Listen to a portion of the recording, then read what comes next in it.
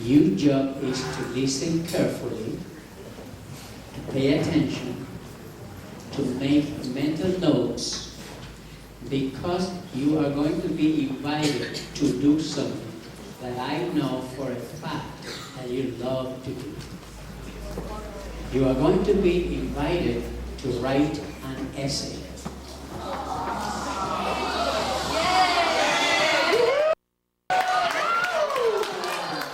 You know what you just proved to me?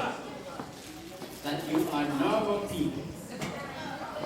Because at your age, you think I didn't like to write or read? No. But you know what? Today I love to write, and I love to read, and I love to do homework. You know why? Because I learned one thing. I learned that by writing and reading, you obtain power. The power. How many of you think that money is powerful? And you're right. And you're right. But you know what? More important than money, more powerful than money is knowledge. Because it is with the knowledge that you manage to bring in the money. So, knowledge is power. Where do you obtain that knowledge? In the school. Where do you obtain that knowledge? By reading. I have a big book, a big room in my house.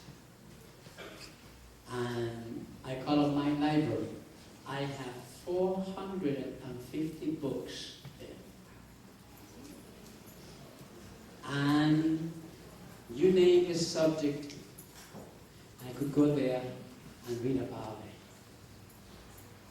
So, one of the things that you should be doing is developing a love for reading. And then writing, because, you know what? When you write,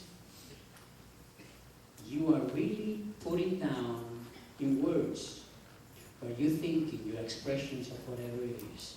You are going to be invited to write an essay based in the presentations that you're going to hear today. Now, that's the tough part. The other part is that the school administration is going to select the 10 best essays. You want to give them to me? We are going to select the 3 best out of the 10 essays that I get. And the authors are going to be invited to dinner with their parents and their teachers. And the 2 speakers are going to come that day. They're going to present you your paper to 3 of you. And we've done that before in the school. Some of the teachers have been present in those dinners. I have a question for you now. June 16th, I'm going to be inviting 3 of you to dinner. Can I see the hands of those 3 that I'm going to be inviting to dinner with their parents and their teachers, and a lot of community people that be there with me? Fantastic, fantastic. You know what? Your 4th and 5th and 6th graders, teachers are going to be very, very proud of you. Very good. Now, why are we doing all this? I mentioned before that Save Latin America is very much interested in your well-being, your education. That's one of the reasons. The other reason is because you are beautiful people and you deserve all the help and love you can get. At home, you have mother and father and grandparents and uncles and sisters and brothers. They all love you. You're very fortunate to have so many people that love you. In school, there is a different group of people that love you. I like to invite to the front all the teachers that are present here today. All the teachers, please come to the front and take a nice photo.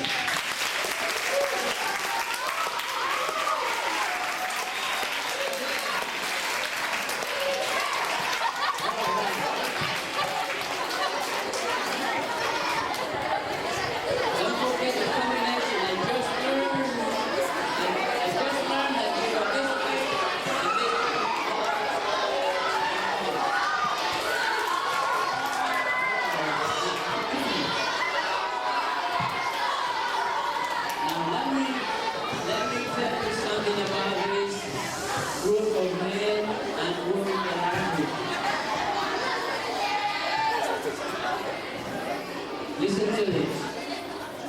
Some time ago, this group of ladies and gentlemen here was sitting in 5th, 4th, 5th, and 6th grades. And then they finished their elementary school with good grades. And then they went to high school. And they finished high school with good grades. And then they went to college. And then they studied the subjects that they are teaching. Some of them were masters and doctors, etc., etc. You know what they do today?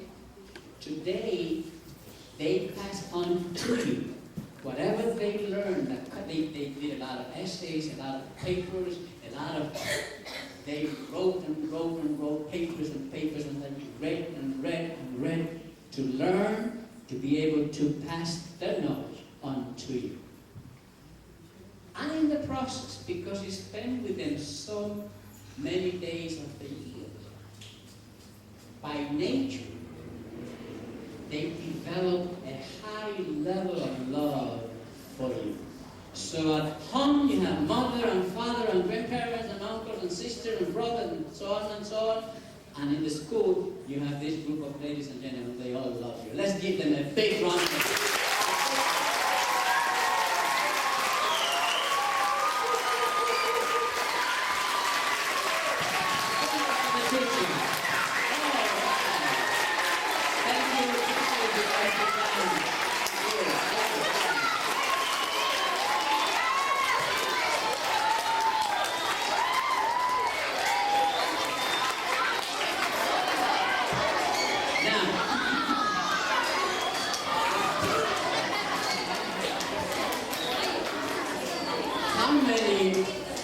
How many of you come from Mexican descent?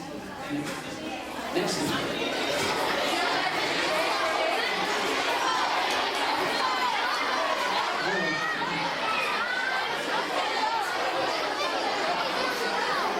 Not too long ago, I was reading in this magazine, and I came across a very interesting story. This is the story of Ana Escobedo Cabral. She is Mexican. Her parents were very, very poor, and they had no education. Her father used to earn his living by collecting garbage from the neighborhoods and looking for things that he could sell from the garbage. But later, Ana Escobedo Cabral had a dream. How many of you have dreams? Ana Escobedo Cabral had a dream. She wanted to be an employee of the White House. Her peers, her friends, even her family used to tell her, that can never be done. You're too poor. Look who your father is. Look what he does for a living. They have no education. And you're too poor. Change your dreams. But she says, oh, no. I want to grow up and be, when I grow up, I want to be an employee of the White House. And despite the fact that many people tried to discourage her, she insisted that she would be an employee of the White House when she became an adult. You have seen a dollar bill. This is an enlarged photograph of a dollar bill. Every dollar is signed by a treasurer of the United States. And I'm going to ask somebody to read their signature in this dollar bill.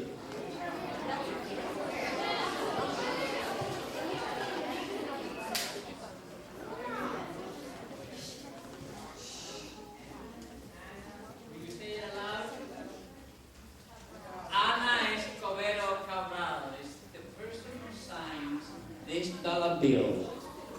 She is a treasurer of the United States, therefore she is an employee of the White House. And this is Ana Escobedo Cabral. From a very humble, very poor family in Mexico to treasurer of the United States. I want you to know, my dear young friends, that I see in this group many Ana Escobedo Cabrales. And you may say, but I'm very poor, but I come from broken families. But I may have this or the other problem. The fact is, my dear young friends, that you could accomplish anything that you set your mind to do. And let me tell you, those are not my words. In this article, and I'm quoting Miss Ana Escobedo Cabral, you can do anything you determine in your mind you can achieve. I repeat it. You can do anything you determine in your mind that you can achieve. She did it. You could do it. Each and every one of you could do it. Okay?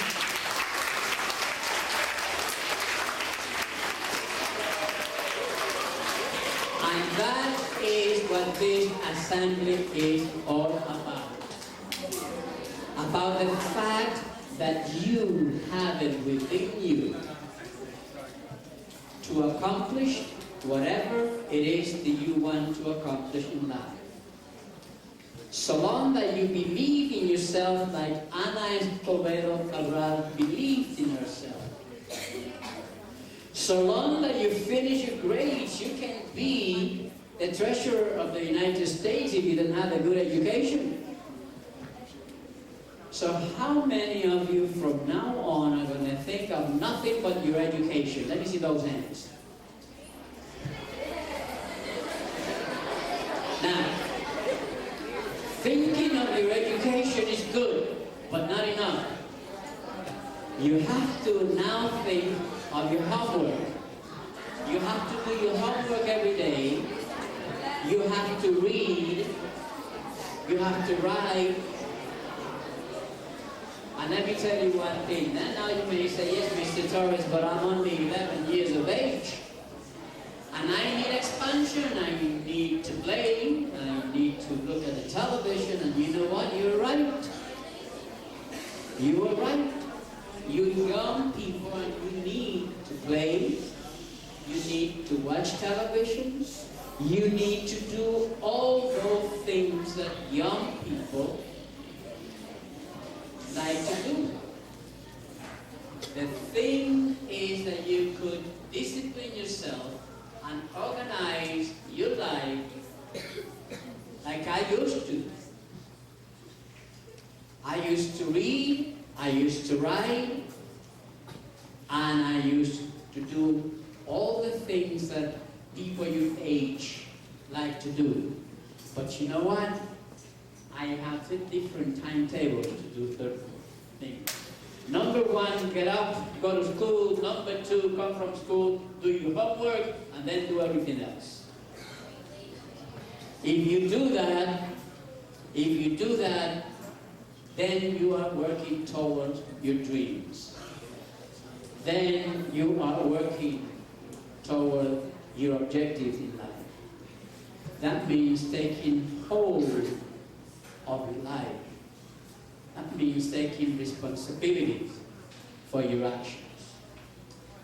I'm going to introduce a young man that came here from Argentina at a very early age in his teen.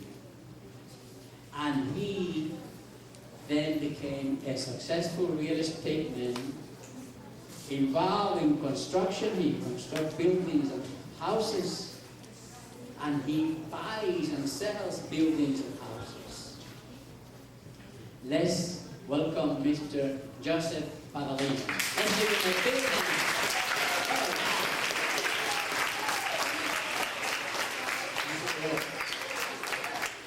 Hi kids.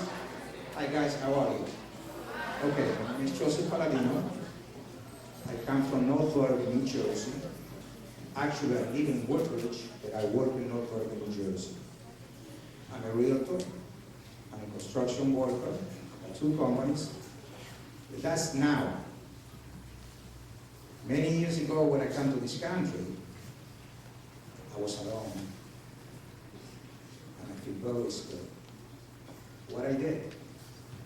What's the first job that I can get if I don't know how to speak English? And I don't even have a study over here. I studied back in my country, but not over here. Dishwasher. That's the first job I come over here to the United States of America, a dishwasher. And I feel very proud to do that. Why? Because that's the start. And you can do it, si se puede. You can do it. Then, 1 month later than the dishwasher, I said, no, wait a minute. I have to do better than this. And I started going to work as a construction worker. Whatever I knew about construction, but from the high school, I finished it up back in my home country, in Argentina. And thanks to that, I started keep going up and up and up. And you can do it. I got many obstacles. Are you going to have it? Why? Because I'm in Spanish. Like many of you, come from another country. And people, when they see somebody who comes from another place, they scare. They don't look at you like you really are. So you have to show to them what you really are, and you can do it. Right now, I've got 5 kids on my own. Right now, I think I got 70-something kids. And I tell you, I have a very old kid. I got 2 grandchildren, and I got an 11-year-old kid, like you. And I always say to them, one of them is a pilot, another one is a business management, another one was a veteran from the Gulf War, and another one, the 20-year-old girl, she's studying John Jay College, criminology. And when I look at it, I say, wow, I did it, we did it, you can do it. And like Johnny said, study, education, that's the key. That's the key of the success. Years ago, my father said, I had a friend who was very hungry.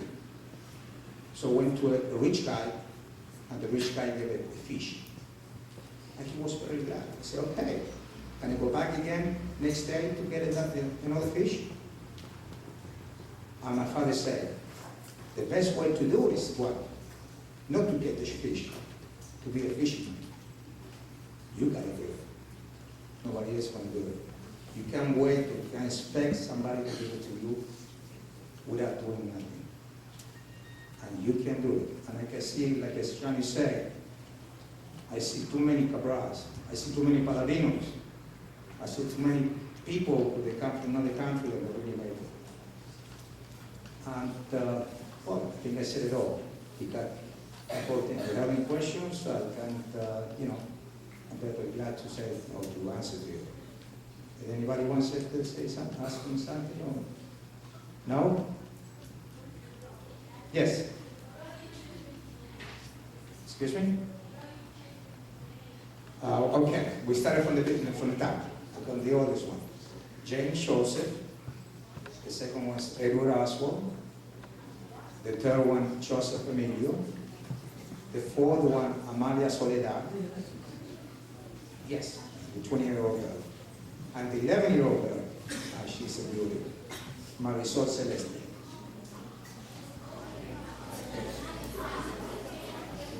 Yes? 37 years. Say again? How many years I want to be here? I am here, that's what you asked me. What else? Any other questions? Yes?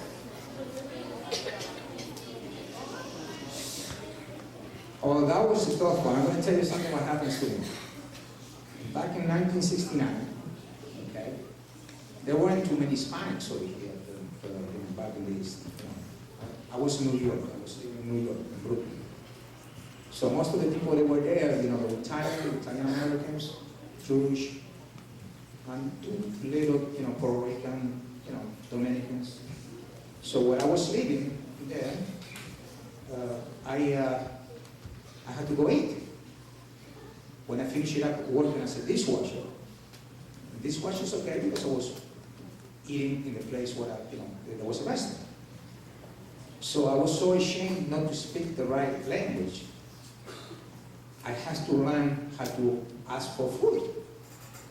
So I went to one of the restaurants, Italian restaurant, and I was so ashamed and said, I want to have a spaghetti. Yes. And I said, big cotole parmigiano spaghetti. And I said, it's so good. The guys come to me and say, what do you want? Big cotole parmigiano spaghetti. That's a big cotole. I said, yeah. So what I did, the guy understand me. So for 6 months, I was going there to eat big cotole parmigiano spaghetti. I don't eat it because I hate it. Okay, why? Because I was very ashamed not to speak the language, but I was living. Okay, I'm not ashamed to speak the language when I speak. I mean, back in my own country. But when you see a person, when they look at you or they ask you what, and they put you that kind of face, or you don't, and you feel very, that's what it has to go. Ask it again. Okay, and you explain it to you. You try to, improve yourself. That's what you have to do, improve yourself. You can go get it. You can get it. Because I tell you the truth, I'm proud to be right now an American citizen. I'm proud to be an immigrant. Okay, and I know and you're going to do it more than people that are really born here. Why? Because you come with purpose. Okay, and you equal at any time. You can do it. Believe me. Anybody else? I got a little bit early because my construction bill.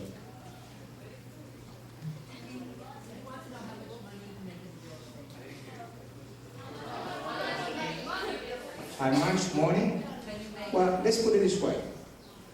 Success, I don't think is money all the way, because you can have a lot of money, but you don't improve yourself. You can earn the lottery, win the lottery. You can make a lot of money, and what I think is, I don't know if I'm going to the right place. This is the right thing. It's the education. The education is that you can make a lot of money, or you can make enough money to survive. The most important thing is to get it in the right way and to have the education for. That's what I answered the question. Who was the question? The teacher asked the question, or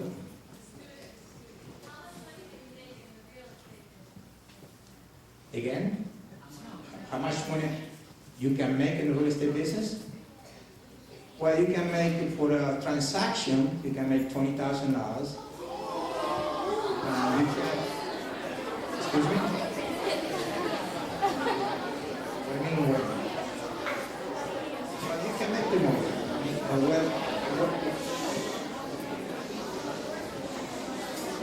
You can start working. I think that the main thing what you have to think is not about money. It's about progress and yourself. It's the same thing like that lady when she said abroad. It's not the money what she's making, you know, to be an employee of the United States Treasury of the United States of America. It's to arrive to that position. You see what I mean? She can make maybe $70,000, $100,000, $150,000. But some people, they earn millions of dollars. You see what I mean?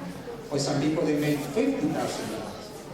But it's the same thing. They say a teacher maybe makes from $30,000 to $60,000, $70,000. And it's very RPI, okay? So, that doesn't mean if I make $200,000, I'm more than her.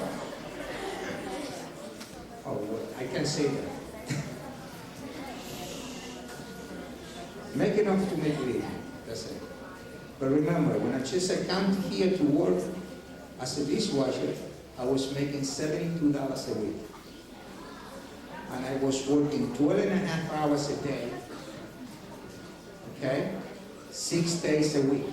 And I have only Mondays to have a day off. Okay? What? Why is not fair? No, because when I come here, I didn't know anything. I had to make it up. That's what it is. If it's not fair, start it. That's the key. No, I was working on construction. Okay? You can make it up money in the construction, but it's very hard. You see what I mean? If I went to study like you can, and back then, it would be much easier, we make more money than what I'm making now.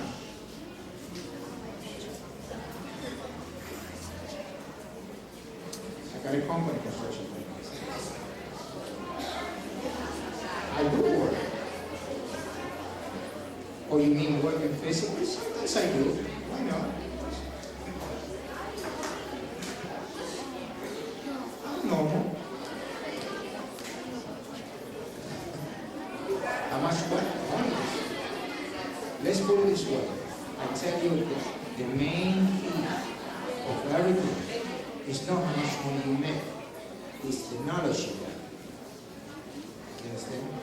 Because to learn what I do in construction work, I have to study. If I don't study, and I don't learn it, I don't know how to do it. That's it. Education is the main. Okay? No more. Like you. Yes. What inspires all of these immigrants such as yourself to come to this country and all of you? What is it about this country that makes it more desirable than its own? Well, it's, everybody knows about it. You know, this is the greatest country in the world. I'm very grateful to be here. That's why I become American citizen. I gave to this country 5 children. Okay, I try to work it out the best to progress, to make it up the progress myself, not just myself, the communities and the country itself. So, this is the greatest country in the world. Why? Because it's, you have a lot of democracy, and you can do, if you want to do it, you do it. You can do it. Si se puede, you can do it. That's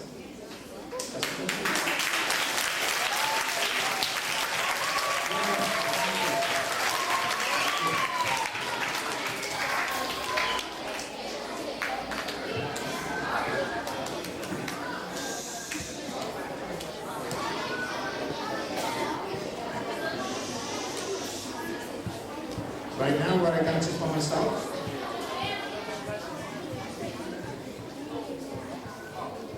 Well, there are 2 different things. I lost my father when I was 14, and I was living with my mother.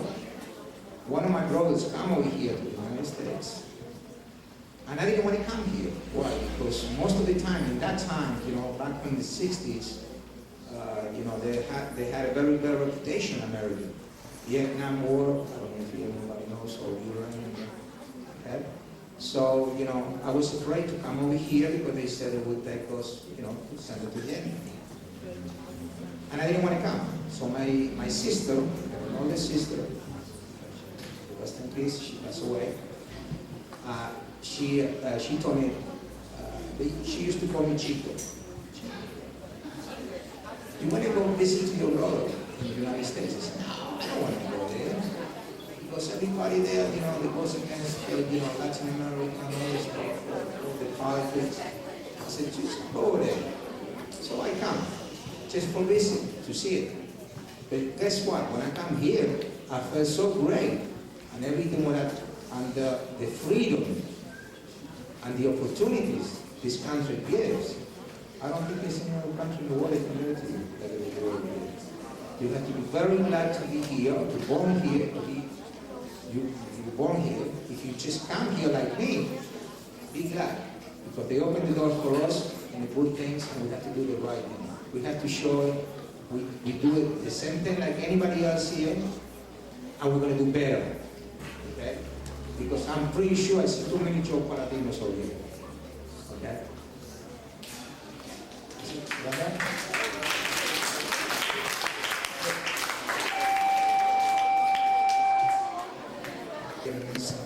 She passed away in Spain. She was living in Spain. Okay? I love you guys. I hope that, I can come back again. Thank you, Mr. Palladino. Let's hear from Mr. Palladino. All right. What hallelujah. He was a young man that came to this country at the age of 17, 3 years after he lost his father. And despite the fact that he didn't know how to speak English, and he came here alone, he made it. Successful real estate person, successful construction company. He owns that company. Now, why do so many people come to this country? He said it. Because there are a lot of opportunities here, and people come here trying to flee away from the oppressions of their own countries, sometimes political, sometimes for economic reasons, but they come here because this is the greatest country, and it is the country of opportunity. We have with us, we have a surprise for you, especially for some 5th graders. One of our speakers today is a young lady, also Argentinian, that teaches in this school. So let's give a big hand to Mrs. Delgado. All right, give her a hand, Mrs. Delgado.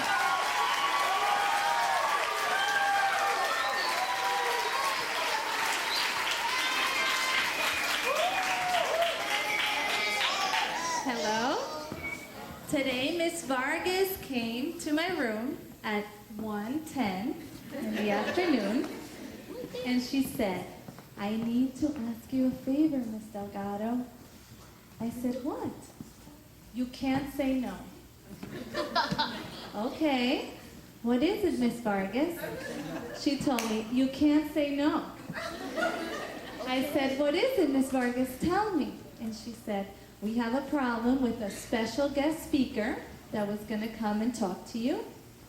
And we need a new guest speaker to talk to school number 5. And we're asking you because today the theme is Argentina, I guess. I said, no, but we could ask Miss Medina, we could ask Miss Esquilin, we could ask Miss Zamora. What about Miss Tansy? She would love to talk in front of the school.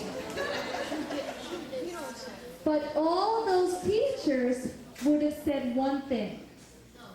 No. And Miss Delgado doesn't know how to say no. So I said, yes. And now I'm here in front of you.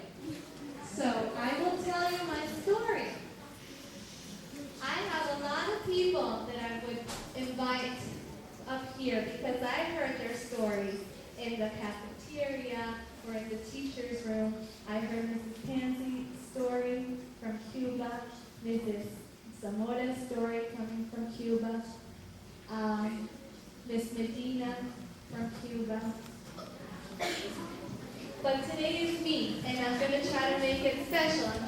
try to tell you how I came. I was a sophomore in Argentina. I was how old? 14. How old? Raise your hand. I need you to raise your hand. How old was I? Yes. 15? I was 14 years old. Okay? And I was in the living room and I heard a conversation.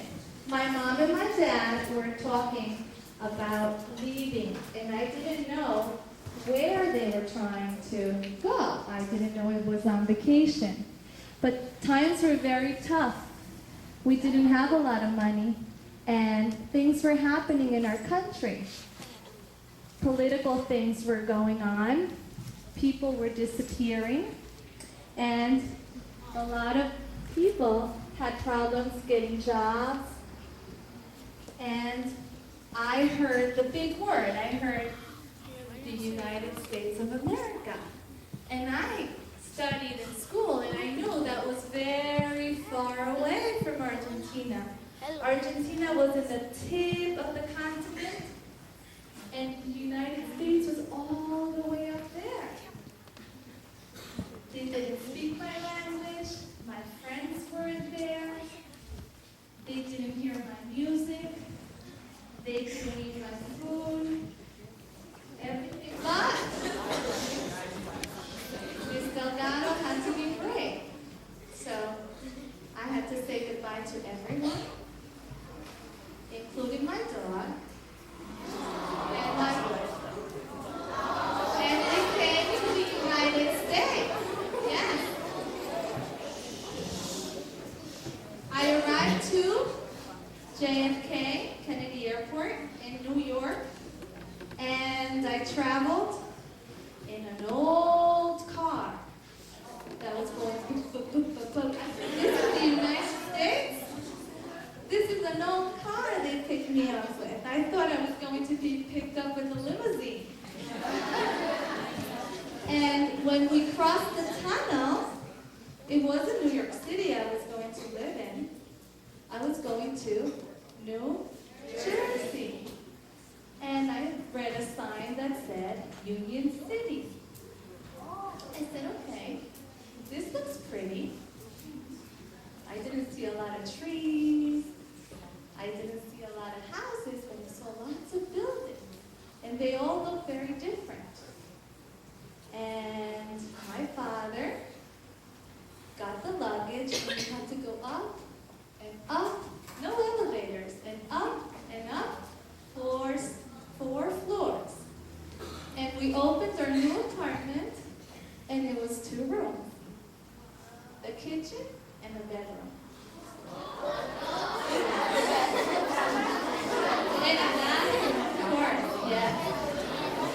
So that's where Miss Delgado and her family, it was mom, dad, my brother, and myself, coming into a small apartment in Union City. And we had more luggage than the apartment could hold. We had very little closet space, but this was my new home. And it was very scary. The smells were different. What I heard outside was different. The language was different. Of course, because in Argentina we speak Spanish. And when I came here, the language of the United States, believe it or not, is English. Sometimes we don't hear it, but it is. So, Miss Delgado had to go to school, and they had to register me, and I didn't understand what they were saying in the office. As it happens to some of you when you come to school, that your first day when they registered you. My mom didn't speak any English. My dad didn't speak any English. But I had to do what my family came to do. We had to make a new life.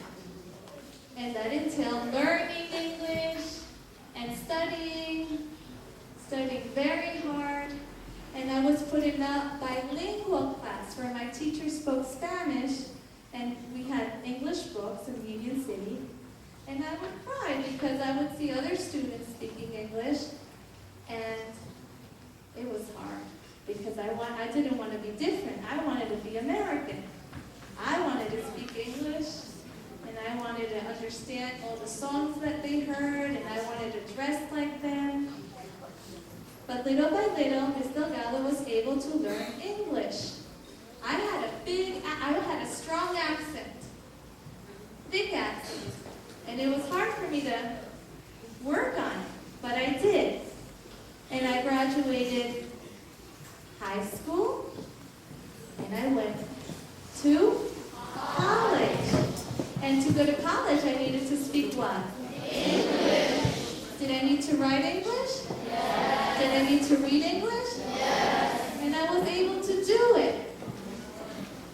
I went to Rutgers for 1 year, and it was way too hard for me because it was from Emerson High School all the way. I jumped to Rutgers, and it's a very, very, very difficult college. So I did 1 year, and I said, I have to stop and study a little bit harder.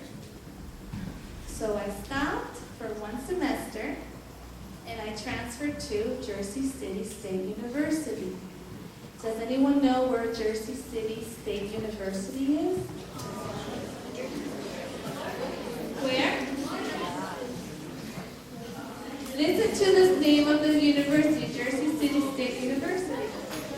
In Jersey City. And many of our teachers took classes in Jersey City and are still taking classes in Jersey City State University. And I studied education. And I became a teacher. And then they asked me if I could become an ESL teacher and a bilingual teacher. So I went back to school and I became an ESL bilingual teacher. And today I'm here in front of you and I can't believe it. I can't believe I have this microphone and I'm talking to you. It's an honor.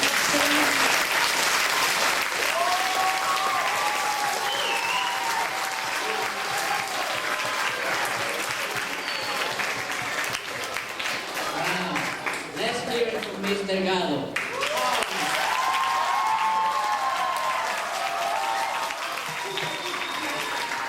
Miss Delgado today is your day because I'm going to invite you on this day to talk in Emerson.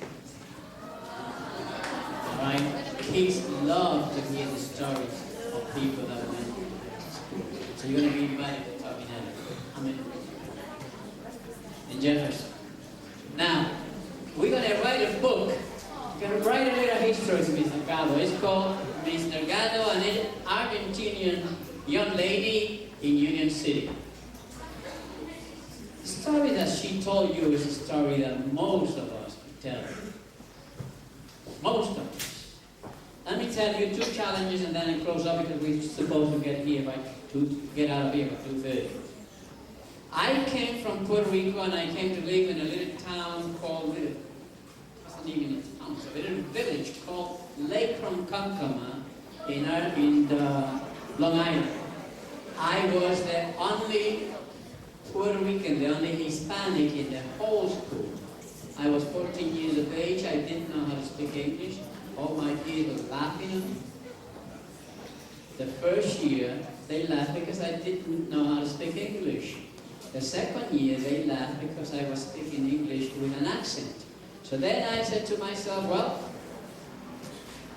they could laugh at me all they want, but I'm going to give them a real reason to laugh with me, because I'm going to be the #1 student in every classroom. So then I took to the books and writing and reading and studying. Homework became like sacred to me. I became the #1 student. From there on, every year, in every classroom that I went to, I was always #1. Was it because I was more intelligent than anybody else? No. It means because I put my work into my grades there. Homework was the first thing that I did, and reading. I wanted to be #1, and I was #1. I even graduated in 1956, University in New York, New York University with honors. For a Puerto Rican to graduate from NYU with honors, let me tell you, took a lot of work on my part. And I'm proud of that. And you could do exactly the same. I had two challenges. First was that people laughed at me, then they were not laughing at me anymore. They all came to me looking for help. Number two challenge. I was always the smallest one in every room that I went to. In every classroom, I was always the smallest one. Therefore, I was very attracted to the bullies. That was the challenge. How do I get the bullies not to pay so much attention to me? So I went to a township of Bayshore, about 20 miles away from Lake Ronkonkoma, and I studied judo. And that was the end of my attraction to the bullies. Life is about challenges, and you are challenged continuously, and you're going to live your life according to how you respond to those challenges. Be always positive, but don't run away from the challenges. Take hold of your life, take responsibility for your actions, and you always be proud of yourself. And let me tell you, yes, I see in this room a lot of doctors and teachers and engineers and architects and journalists and scientists. That's what I see here. A lot of Ana Escobedo Cabral. I'd like to thank the school for inviting us once more to make this presentation. Where are the three people that I'm going to be inviting for dinner? Terrific. June 16. 3 of you are going to be invited to dinner where? In a nice restaurant with your mother and father and brothers and sisters and the teachers, and Mr. Cado and Mr. Carolino will be there to present you with the plan. Thank you very much. You are, as always,